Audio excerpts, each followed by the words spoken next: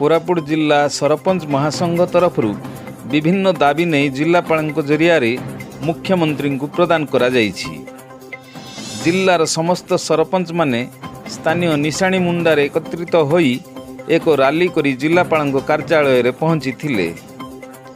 जिलापाल जरिया से माने मुख्यमंत्री को एक दाबीपत्र प्रदान करिसंती। नमस्कार, मु हूँ पटांगी सरपंच आलमेपुल। दाबीपत्र यह रही कि सर आमर जमती आगे सरपंच मानू 80 लाख 90 लाख दि जाऊला पंचायत को, एबे कौन हम सर? एबे तो अल्प पैसा देउछन्ते। जो गाँव रे दाबी रोचे ना आम पेपर ब्लॉक पकई पारुछु ना किछिटा गाँव समस्यार समाधान कर पारुछु। जी 30 लाख 20 लाख देले कौन हम सर? ताईरे तो पानी खर्च करेन्ट खर्च ही सरी जाउची। तो आमे चाहूलु आगे सरपंच मानू जेमिति दिया जाउथिला से 80 लाख 90 लाख ताईरे देइथिले आमे गाँव किछि डेवलप करि पारि थांतु। किंतु आमे चाहिले भी आम पाखरे किछि नाही सर, ना पाई मात्र अछु सरपंच।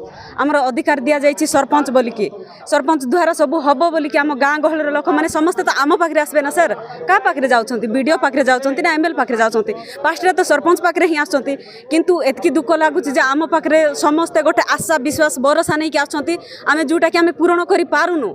सरपंच माने उल्लेख करिथिबा दाबी गुड़िक हेउछि त्रिस्तरीय पंचायत राज अनुष्ठान गुड़िकु संपूर्ण विकेंद्रीकरण, पेशा अधिनियम अनुजाई अनुष्ठान सरपंच मानक संपूर्ण अधिकार हस्तांतर करा जाऊ।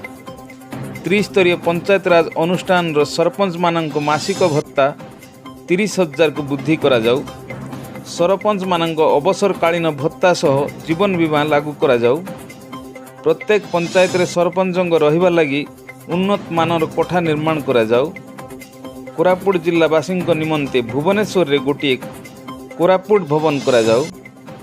कोरापुट रे गोटे कृषि और उद्यान विश्वविद्यालय स्थापन करा जाऊ।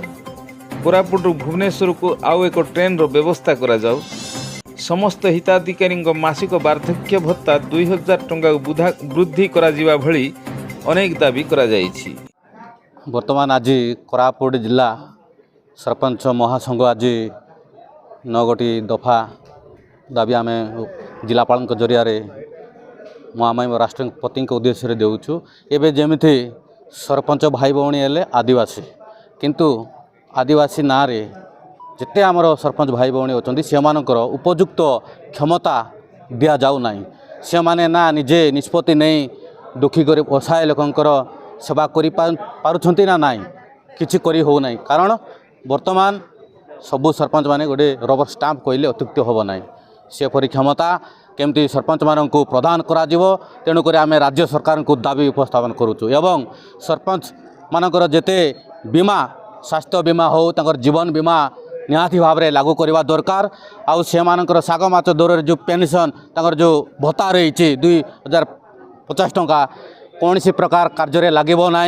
केमती से 15,000 ରୁ 20,000 टंका करा सरपंच भाई भौणी मानकर से उपरे आमर सरकार को दृष्टि आकर्षण करुचु। जदि न करते आगामी दिन में राजरास्तार लड़ई हम, राज्य स्तरीय व्यापक भाव में सरपंच महासंघ लड़ई करब, बाध्य हम निज निज काम पंचायत ऑफिस बंद करने को पछघुंचा देव ना। Bureau report SK24 news.